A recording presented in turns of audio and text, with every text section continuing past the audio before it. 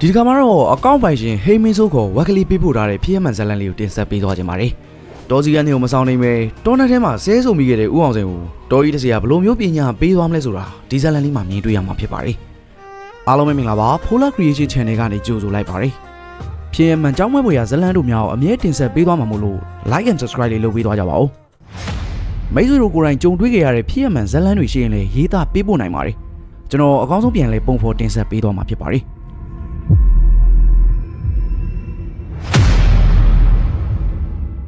တခါဦးတင်မောင်ဆိုတဲ့မုတ်ဆိုးတယောက်ရှိပါတယ်ပြီးတော့သူစီမှာဦးအောင်စိန်ဦးတောင်းဦးစမ်းမောင်ဆိုတဲ့တပည့်၃ယောက်လည်းရှိပါသေးတယ်သူအမေလိုက်တဲ့အချိန်တိုင်းမှာတော့အဲ့ဒီတပည့်၃ယောက်ကမပါမဖြစ်ပေါ့ဗျာဒီနေ့မှာတော့ဦးတင်မောင်ခေါင်းဆောင်တဲ့မုတ်ဆိုးဖွဲ့ဟာတော်လိုက်ဖို့အတွက်သားကောင်တွေအရန်ပေါ်တဲ့မရဏမြိုင်တော်တွေကိုခီးနေလာခဲ့ကြပါတယ်မရဏမြိုင်တော်ဆိုတာတေချင်းတရားရည်နဲ့ပြီးနှက်နေတဲ့တော်လို့အဓိပ္ပာယ်ရပါတယ်ပြီးတော့တော်ကိုစောင်းကြကြတဲ့ဆိုင်ရပိုင်ရရလေတော်တစ်ခုလုံးထိန်းချုပ်ထားကြတယ်နောက်ပြီးတော်ရရတစုံတရာကိုလိုချင်နေဆိုရင်ဆိုင်ရပိုင်ရတွေကိုလည်းခွင့်တောင်းရတယ်။စိတ်တိုင်းထွားတာမလျော်မကန်တဲ့စကားတွေပြင်ကျင်းကြီးငယ်စွန့်တဲ့ကိစ္စတွေမှာပါအထူးဂရုစိုက်ရပါတယ်။ဒါတွေကိုကျူးလွန်မိခဲ့မယ်ဆိုရင်တော့ချက်ချင်းပဲပြည့်တယ်တင်တယ်လို့ဆိုကြပါတယ်။ဒီလိုနဲ့ဦးတင်မောင်တို့ဖွဲ့မရဏမြိုင်တော်တွေကိုရောက်ရှိလာခဲ့ကြပါတယ်။ဦးတင်မောင်ကတော့မိုးဆိုးဝါရင်းနေမှုဒီတော်တွေကို၄កောင်၅កောင်လောက်တော့ရောက်ဘူးပါတယ်။သူနောက်လိုက်တွေကတော့အခုမှပဲပထမဆုံးချိန်ရောက်ဘူးကြတာပါ။ပဝင်းကြီးတစ်ခုလုံးကလည်းကျင်းငတ်တန်နေနဲ့တူရေစီးတန်နေနဲ့ပြည့်နှက်နေခဲ့ပါတယ်။ဦးတင်မောင်ကတော့မရဏမြိုင်တော်ရဲ့ပိုင်နှက်ထဲကိုဝင်ပြီးစွာနဲ့အဲ့ထဲမှာပါလာတဲ့စားကောင်းတောက်ဖွယ်တွေကအနှင်းငယ်ကိုတစ်ပင်မော်ဆင်းနေစင်မှတင်ပြီးစားရပိုင်ရတွေကိုအရင်ဆုံးဂါရဝပြုလိုက်ပါတယ်။ပြီးတော့သူ့ရဲ့နောက်လိုက်တွေကိုလည်းစောင်းရန်ရှောင်းရန်စီးခန်းချက်တွေကိုပြောပြပါတယ်။ဒီတော်တဲ့ဘာအကြောင်းနဲ့မှပတ်သက်ပြီးစိတ်တိုင်းထွာလို့မရဘူး။ရုံရင်ကြမ်းတဲ့စကားတွေမပြောဆိုရဘူး။ကျင်းကြီးငယ်ဆွတဲ့အခါမှာလည်းမတ်တက်ဆွလို့မရဘူး။စားတဲ့အချက်တွေကိုအရေးကြီးဆုံးအနေနဲ့မှားကြားခဲ့ပါတယ်။ဒီလိုနဲ့ဦးတင်မောင်နဲ့ဆရာတပည့်ကြီးလည်းအမဲလိုက်ဖို့အတွက်ပြင်ဆင်ကြတော့တာပေါ့နောက်ပြီးအသင်းပါလာတဲ့တူးလေးတွေကိုထုတ်ပြီးသားကောင်တွေကိုလိုက်ရှာကြပါတယ်ခဏကြာမှပဲစိုင်တအုပ်ကိုတွေ့ခဲ့ရပါတယ်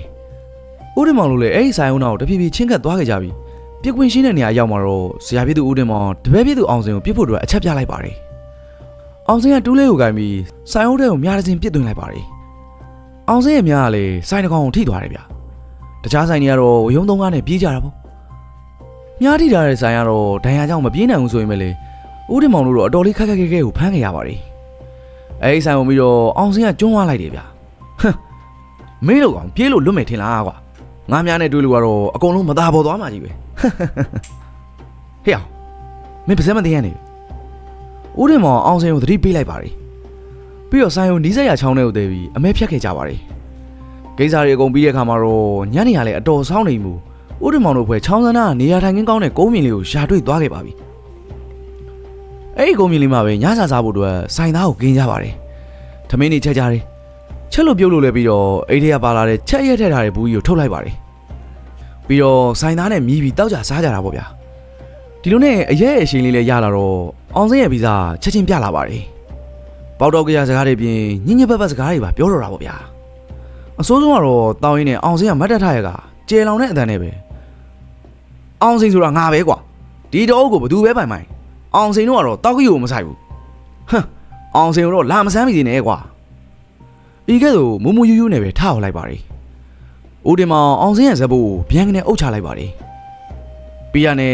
ဟဲ့မင်းမွေးအိတ်ပေါက်ကြတွေရှောက်ပြုံနေတယ်လို့သတိပေးလိုက်ပါလေအဲ့ဒီနောက်မှာတော့အောင်စိန်အပေါ်သွားရင်လည်းဆိုပြီးထွက်သွားခဲ့ပါလေဦးတင်အောင်နဲ့ကျန်တဲ့နှစ်ယောက်ကတော့တောင်းရင်းနဲ့ကြံခဲ့ကြတာပေါ့ဒီလိုနဲ့အောင်စိန်ထွက်သွားတာအတော်လေးကြာသွားခဲ့ပါပြီတော်တော်နဲ့လဲပေါ်မလာတော့ဦးတင်မောင်လည်းတပည့်နှစ်ယောက်နဲ့တူအောင်စိန်နောက်ကိုလိုက်သွားခဲ့ပါတယ်နောက်ဆုံးမှာတော့အောင်စိန်တယောက်မျက်ဖြူကြီးဆိုင်ပြီးငုတ်တုတ်ကြီးထိုင်နေအောင်တွေးလိုက်ရတော့တာပါပဲဒီတော့မှဦးတင်မောင်လည်းဟာသွားပြီမင်းကအချင်းချင်းသတိပေးထားရနေကွာ